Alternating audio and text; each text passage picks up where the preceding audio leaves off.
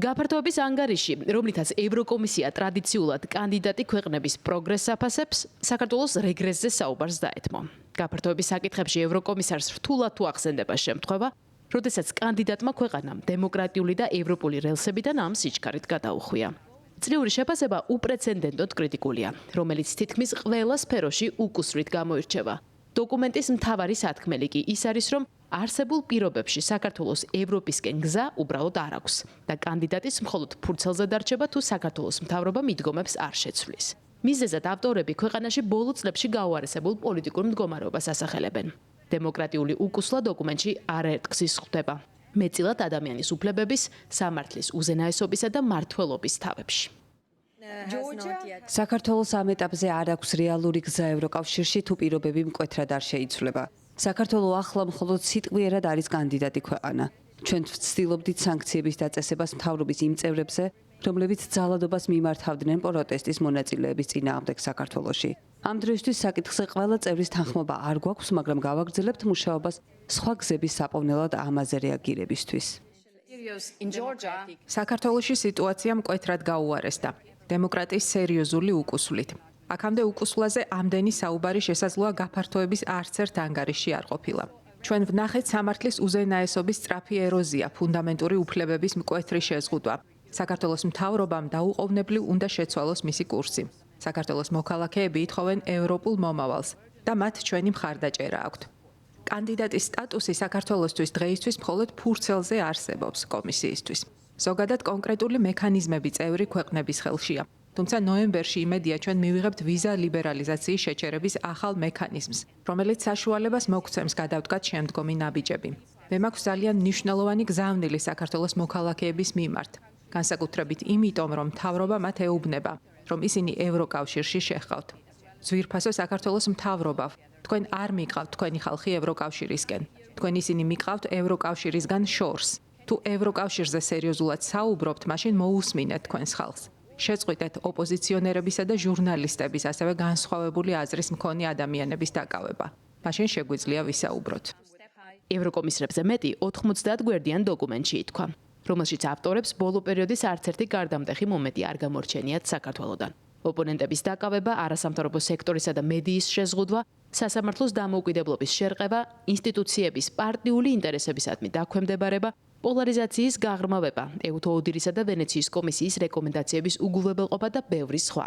ის მიზეზებია, რომლის გამოც ევროპული ბლოკი ქვეყანას ნეგატიურ შეფასებას უწევს და ევროინტეგრაციის პერსპექტივებს უწუნებს. 2023 წლის დეკემბერში ევროპულმა საბჭომ საქართველოს მიანიჭა კანდიდატის სტატუსი, იმ დათქმით, რომ გატარდებოდა რელევანტური რეფორმები, რომლებიც 2023 წლის 8 ნოემბრის რეკომენდაციებით იყო გათვალისწინებული. ქვეყანაში განვითარებული მოვლენებიდან გამომდინარე კი 2024 წლის ივნისსა და ოქტომბერში ევროპულმა საბჭომ დაასკვნა, რომ საქართველოს მთავრობის კურსი საფრთხის ქვეშ აყენებს საქართველოს ევროპულ გზას და პრაქტიკულად იწვევს პროცესის დე-ფაქტო შეჩერებას. 2024 წლის დეკემბერში ევროპულმა საბჭომ წუხილი გამოთქვა საქართველოს მთავრობის გადაწყვეტილების გამო. შეეჩერებინა ევროკავშირში გაწევრების პროცესი 2028 წლამდე. ევროკავშირის 2024 წლის გაფართოების პოლიტიკის თანახმად კომისია ასკუნის, რომ თუ საქართველო არ დაუბრუნდება ევროკავშირის გზას და არ აჩვენებს ხელშესახებ ძალისხმევას გაატაროს საკვანძო რეფორმები, კომისია არ იქნება იმ პოზიციაზე, რომ საქართველოსთვის მოლაპარაკებების გახსნის რეკომენდაცია გასცეს. საქართველოს ხელისუფლების გადაწყვეტილებამ არ გაეგრძელებინა ევროკავშირის წევრობისთვის საჭირო მოლაპარაკებების გახსნის პროცესი, ერთმნიშვნელოვნად დაადასტურა გადახვევა წინა მთავრობების პოლიტიკისგან. ქართველი ხალხის აბსოლუტური უმრავლესობის ევროპული მისწრაფებებისგან და საქართველოს კონსტიტუციაში დაფიქსირებული ვალდებულებისგან უზრუნველყო ქვეყნის სრულფასოვანი ინტეგრაცია ევროკავშირში. საქართველოს ხელისუფლების ამ გადაწყვეტილებას მოჰყვა შემდგომი რეპრესიული ქმედებები, რაც ფუნდამენტურად შეუთავსებელია ევროკავშირის დემოკრატიის, სამართლის უზენაესობისა და ფუნდამენტურ ღირებულებებთან.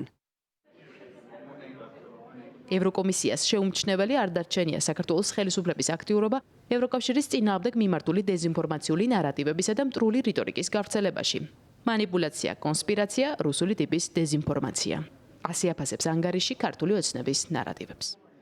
საქართველოს ხელისუფლება აგრძელებს ევროკავშირში ინტეგრაციის მთავარ პრიორიტეტად გამოცხადებას, თუმცა თანამიმდევრულად ეწევა მტრულ ანტიევროპულ რიტორიკას, მანიპულაციურ ნარატივებსა და შეთქმულების თეორიების გავრცელებას. რომლებიც ხშირად რუსული ტიპის დეზინფორმაციას ჰგავს.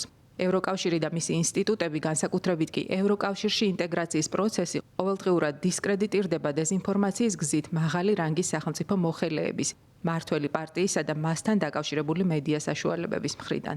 ევროკომისია ქართველი ხალხისადმი ურყევ მხარდაჭერასა და ევროპული მომავლისკენ ქართველების მხარდაჭერის გაგრძელებისთვის თავის მზაობას იმეორებს. საქართველოს ხელისუფლებამ თავისი მოქმედების კურსი უნდა შეცვალოს, რომელიც ეწინააღმდეგება ევროკავშირის პრინციპებსა და ღირებულებებს, ასევე საერთაშორისო სამართლის ვალდებულებებს. საქართველომ უნდა გააუქმოს რეპრესიული კანონმდებლობა, გაატაროს დემოკრატიული ყოვლის მომცველი და მდგრადი რეფორმები, რომლებიც ევროპული ინტეგრაციის ძირითად პრინციპებთან თანხვედრაში იქნება. ფუნდამენტური უფლებები და პრინციპები, მათ შორის სამართლიანი სასამართლო პროცესის უფლება, გამოხატვის თავისუფლება, შეკრების თავისუფლება, მედიის თავისუფლება და პლურალიზმი დაცული და გარანტირებული უნდა იყოს. უსამართლოდ დაკავებული პირები უნდა გათავისუფლდნენ. ადამიანის უფლებების სავარაუდო დარღვევისა და ძალადობის ყველა შემთხვევა ეფექტურად და დროულად უნდა იქნას გამოძიებული, ხოლო დამნაშავეების პასუხისმგებლობის საკითხი უნდა დადგეს. ევროკომისიის მიერ გამოქვეყნებული გაფართოების წლიური შეფასება არაერთ მიმართულებასა და კომპონენტს მოიცავს, რომლითაც ბრიუსელი თბილისის მზაობას აფასებს გახდეს ევროკავშირის წევრი. ამისათვის კი შემდგომი ნაბიჯი მოლაპარაკებების გახსნაა. ერთადერთი პოზიტიური მიმართულება, რომელიც საქართველოსთან მიმართებით დოკუმენტში გამოიკვეთა, ეკონომიკაა. ამ მხრივ საქართველოს მთლიანი შიდა პროდუქტის ზრდის მაჩვენებელი 9.4%-ს შეადგენს, რითიც ქვეყანამ სხვა კანდიდატ ქვეყნებს მნიშვნელოვნად გაუსწრო.